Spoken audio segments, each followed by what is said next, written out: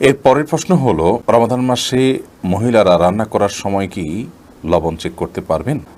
আমাদের মা বোনরা রমাদান মাসে রান্না করতে গিয়ে, বা যে কোনো পুরুষও রান্না করতে গিয়ে যদি তরকারির লবণ চেক করতে হয়, স্বাদ চেক করতে হয়, তাহলে সেক্ষেত্রে সেটি তার জন্য জায়েজ হবে যদি এই চেকটা হয় জিহ্বা দিয়ে, এবং চেক করে সাথে সাথে আবার থুতুর মাধ্যমে তিনি সেটাকে পরিষ্কার করে ফেলে দেন, অর্থাৎ গলদকরণ না গেলেন, তাহলে সেক্ষেত্রে সেটি জায়েজ হবে। যদিও এটা অ্যাভয়েড করতে পারলে সেটা বেটার এবং উত্তম।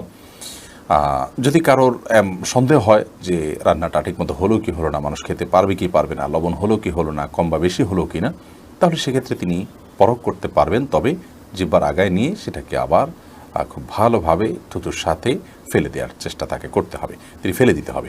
এর মাধ্যমে ইনশাআল্লাহ তাআলা তার এই চেক করাটা জায়েজ হবে। তবে যাদের মোটামুটি অনুমান হয়ে গেছে, আন্দাজ হয়ে গেছে, খুব একটা প্রয়োজন হয় না, তারা এটা অ্যাভয়েড করতে পারলে অবশ্যই বেটার এবং ভালো। নাহার পারভিন আপনি লিখেছেন, জাকাতের টাকা থেকে কি এতিমখানা দান করা যাবে? যাবে। এতিমখানায় এতিম গরিব বাচ্চা যারা জাকাতের হকদার আছে তাদেরকে জাকাতের টাকা দিতে পারেন, ওই ফান্ডে তাদের খরচ বহন করা হবে।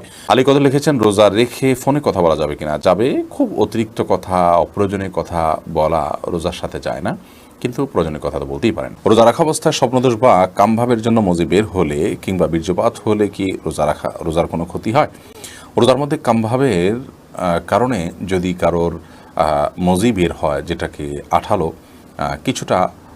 কিছুটা আঠালো পানির মতো যে পদার্থ সেটা যদি বের হয়, তাহলে সেক্ষেত্রে তার ফলশ্রুতিতে রোজা ভঙ্গ হবে না।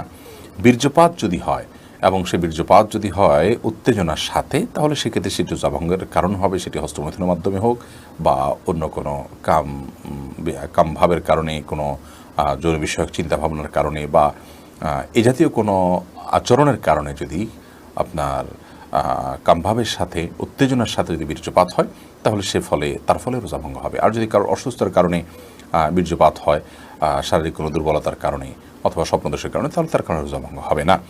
তবে মজি যেটা কিছুটা আঠালো পানির মতো, সেটি বের হওয়ার ফলে, যেটা বীর্য নয়, শুভ্র সাদা নয়, সেটি বের হওয়ার ফলে রোজা ভঙ্গ হবে না। তবে সেটি বের হলে অজু ভঙ্গ হবে। তবে রোজা রেখে আপনার মজি বের হতে পারে এরকম কোনো চিন্তা ভাবনা, কল্পনা বা আচরণ থেকে বিরত থাকা উচিত, সিয়ামের যে মৌলিক লক্ষ্য আছে সেই লক্ষ্য সাধনের স্বার্থে এবং প্রয়োজনে।